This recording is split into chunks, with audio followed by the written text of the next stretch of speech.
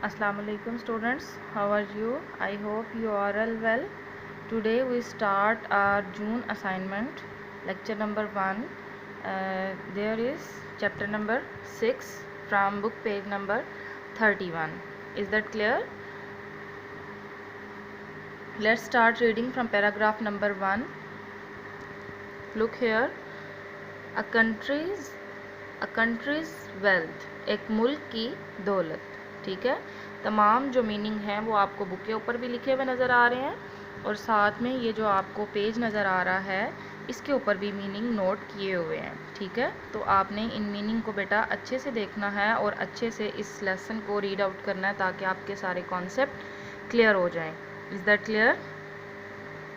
A country's wealth is very much like that of an ordinary family. एक मुल्क की जो दौलत है वो बिल्कुल एक आम ख़ानदान की दौलत की तरह है. ठीक है, कि एक आम फैमिली जैसे अपना गुजर बसर करती है, उसको अपनी ज़रूरियात ज़िंदगी पर ख़र्च करने के लिए पैसे चाहिए होते हैं, इसी तरह एक मुल्क को भी तरक्की करने के लिए और डिफरेंट टाइप्स की प्रोडक्ट्स अरेंज करने के लिए वेल्थ की ज़रूरत होती है.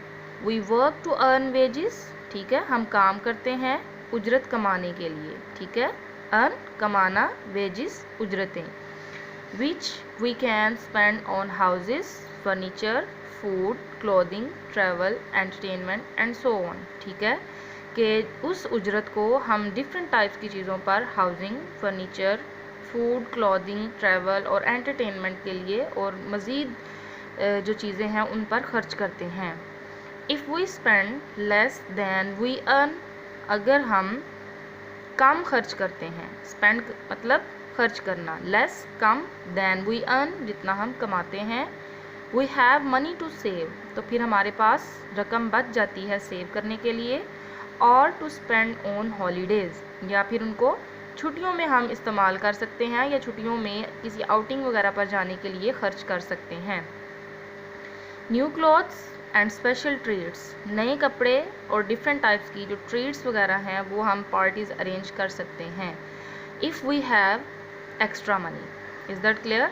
If we spend less than we earn, but if we spend more than we earn, अगर हम ज़्यादा खर्च करते हैं जितना हम कमाते हैं. ठीक है, कि स्पेंड करते हैं more than we earn, we get into debt तो फिर हम क्या करेंगे, कर्जे तले आ जाएंगे.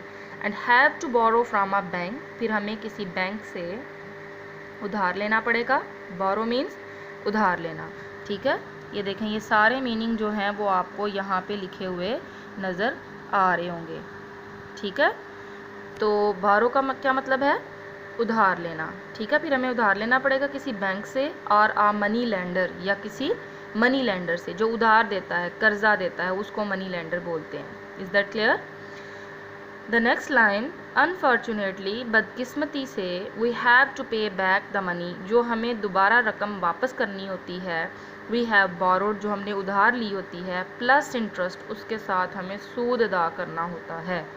ठीक है, इंटरेस्ट बेटा सूद को कहते हैं. सूद किसको कहते हैं, वो रकम जो हम बगैर मेहनत के कमाते हैं. ठीक है, वो रकम सूद होती है. ठीक है, जो मेहनत करके हम रकम कमाते हैं और उससे जो हम अर्निंग करते हैं उसको हम मुनाफा भी कहते हैं.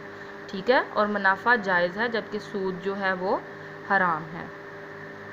फॉर अ कंट्री, किसी मुल्क के लिए, the wages are called exports, उजरतें जो हैं वो एक्सपोर्ट्स होती हैं. एक्सपोर्ट्स मीन्स बरामदात जो हम दूसरे मुल्कों को बेचते हैं. ठीक है, things to it sells overseas, क्या मतलब, वो चीज़ें जो हम बैरून मुल्क बेचते हैं, सेल करते हैं.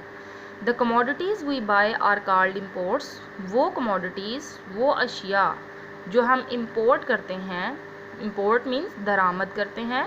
थिंग्स वी बाय, वो चीज़ें जो हम ख़रीदते हैं, फ्राम अदर कंट्रीज़, दूसरे ममालिक से. ठीक है, एक्सपोर्ट्स वो चीज़ें हैं जो हम सेल करते हैं ओवरसीज़, और इम्पोर्ट्स वो चीज़ें हैं जो हम बाय करते हैं फ्राम ओवरसीज़ और other countries. If a country exports more than its imports, अगर एक मुल्क एक्सपोर्ट ज़्यादा करता है than its exports, it has spare money तो इसके पास एक्स्ट्रा मनी बच जाती है. टू बाय मोर इम्पोर्ट्स, ज़्यादा इम्पोर्ट्स खरीदने के लिए, फॉर डेवलपमेंट्स, तरक्की के लिए, सच एज रोड्स, और to provide more social services such as welfare, more schools and hospitals for the people. ठीक है, कि इस तरह से हम अगर एक्सपोर्ट्स ज़्यादा करेंगे तो हमारे पास एक्स्ट्रा मनी ज़्यादा होगी, तो उस सूरत में हम डेवलपमेंटल जो प्रोजेक्ट्स हैं वो ज़्यादा कर सकेंगे, रोड्स बनवा सकेंगे, हॉस्पिटल, स्कूल्स और सोशल सर्विसेज जो हैं वो अपने मुल्क को प्रोवाइड कर सकेंगे, ताकि हमारा मुल्क जो है वो अच्छे से चल सके। Is that clear? जी बेटा, नेक्स्ट आगे कहते हैं यहाँ पर, if however it buys more from overseas, अगर एक मुल्क ज़्यादा ख़रीदता है बैरूनी मुल्क से दैन इट सेल्स, जितना कि वो बेचता है, it has to borrow from other countries और इंटरनेशनल ऑर्गेनाइजेशंस, तो फिर उसको दूसरे ममालिक से या बैनुल-अक़वामी तंजीमों से उधार लेना पड़ेगा, जिस तरह से सच एज़ वर्ल्ड बैंक से और अदर यूनाइटेड नेशंस डिपार्टमेंट्स। ठीक है, या दूसरे कुछ जो मुत्तहिद कौमी डिपार्टमेंट्स हैं या अदारे हैं, मुत्तहिदा कौमी अदारे हैं, उनसे भी वो उधार जो है वो लेना पड़ेगा। ठीक है, मुल्क को। But as its reserves of money are low, अगर किसी मुल्क के जो असासे हैं वो कम हो जाते हैं, रिजर्व्स असासे जायदाद, ठीक है, it will probably have to pay high interest rates, तो फिर उसको बहुत ज़्यादा सूद जो है वो अदा करना पड़ेगा। ठीक है, जूँ जूँ वो उधार उसका बढ़ता जाएगा, मनी बढ़ती जाएगी, रिजर्व्स बढ़ते जाएंगे। ठीक है, मतलब रिजर्व्स कम होते जाएंगे, रिजर्व्स उसके असासे कम होते जाएंगे, उसको उतना ही उधार लेना पड़ेगा और उतना ही उसको इंटरेस्ट पे करना पड़ेगा। Is that clear?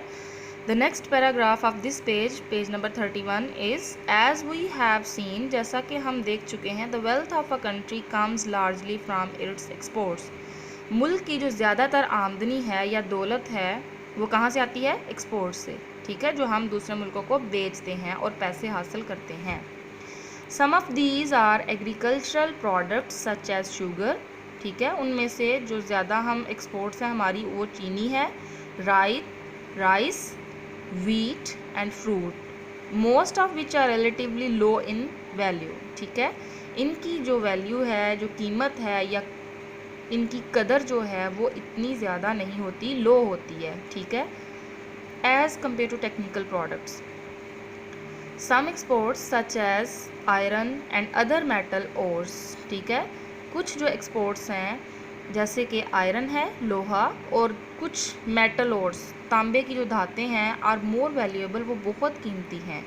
ठीक है, इनको एक्सपोर्ट करना ज़्यादा फ़ायदेमंद है as compare to agriculture products. ठीक है, क्योंकि एग्रीकल्चर प्रोडक्ट्स जो होती हैं वो जल्द ख़राब हो जाती हैं, वो जल्दी जो हैं वो काबिल इस्तेमाल जो हैं वो नहीं रहती, और जल्दी ख़राब होने की वजह से उनकी वैल्यू इतनी ज़्यादा नहीं होती।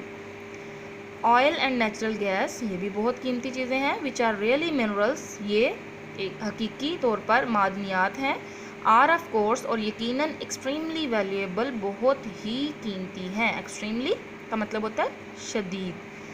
But most valuable of all are manufactured products, लेकिन इनमें से भी ज़्यादा कीमती अशिया वो हैं जो तैयार शुदा अशिया होती हैं। मैन्युफैक्चर्ड, तैयार शुदा। मशीनरी, उनमें मशीनरी है, मोटर व्हीकल्स हैं, इलेक्ट्रिकल एंड इलेक्ट्रॉनिक इक्विपमेंट्स, ठीक है, इक्विपमेंट्स, बिजली का जो साजो सामान है, chemicals, clothing and textiles, plastic, sports equipment, खेलों का साजो सामान, कारपेट्स एंड मच मोर, और बहुत सी जो अशिया हैं इस टाइप की, वो बहुत ही वैल्यूएबल है, जिससे हमें बहुत ज़्यादा जो है वो ज़र मुबादला मिलता है। ठीक है, करेंसी मिलती है बाहर की। These are valuable because, ये बहुत कीमती हैं क्योंकि although the cost of the raw materials, अगरचे इनमें जो रॉ मटेरियल यूज़ होता है, may not be very great, उसकी कॉस्ट, उसकी कीमत बहुत ज़्यादा नहीं होती। There is great skill, ठीक है, उनमें बहुत ज़्यादा महारत होती है इस्तेमाल, and a lot of expensive machinery, और बहुत महंगी मशीनरी से ये चीज़ें तैयार होती हैं, इन्वॉल्व इन मेकिंग देम, जो इनको बनाने के लिए इस्तेमाल होती हैं। ठीक है, कि इन मटेरियल्स को बनाने के लिए एक तो स्किल, एक बहुत ही दूसरे नंबर पर एक्सपेंसिव मशीनरी जो है वो इस्तेमाल होती है, लेकिन इनको इस्तेमाल करने के बाद जो प्रोडक्ट तैयार होती है वो बहुत वैल्यूएबल होती है, जबकि उसका रॉ मटेरियल इतना वैल्यूएबल नहीं होता।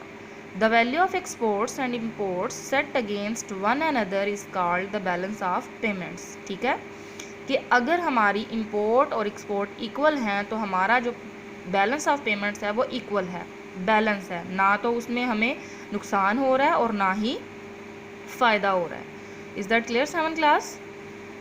और दूसरे नंबर पर a country which sells more than it buys, अगर एक मुल्क ज़्यादा बेचता है जितना वो ख़रीदता है उससे, तो is said to have a positive balance of payment, तो उसका बैलेंस ऑफ पेमेंट क्या होगा? डेफिनेटली पॉजिटिव होगा ना, क्योंकि उसकी एक्सपोर्ट्स ज़्यादा हैं, उसकी अर्निंग ज़्यादा है। और दूसरे नंबर पर जब वो if it buys more it sells, अगर वो ख़रीदता ज़्यादा है बेचने की निस्बत अब्रॉड, बाहर के मुल्क, it is said to have a negative balance, तो उसका डेफिनेटली बैलेंस जो है वो नेगेटिव होगा, क्योंकि उसकी इंपोर्ट्स ज़्यादा हैं, वो खर्च ज़्यादा कर रहा है और खर्च ज़्यादा कर रहा है और वो अर्निंग कम कर रहा है। ठीक है, ये देखें ऊपर आपको negative balance when expense exceeds income, जब अखराजात बढ़ जाते हैं आमदनी से। ठीक है, और पॉजिटिव बैलेंस कब होता है? व्हेन इनकम एक्सीड्स एक्सपेंस, जब हमारी आमदनी ज़्यादा होती है हमारे खर्च से। ठीक है, तो यहाँ तक आपने इसकी रीडिंग करनी है। बैलेंस ऑफ पेमेंट्स नेगेटिव कब होता है और पॉजिटिव कब होता है। Is that clear? और ये जो आपको वर्ड मीनिंग नज़र आ रहे हैं ये आपने बहुत अच्छे से बेटा साथ में लर्न करने हैं और इनको रीड आउट करना है। Is that clear?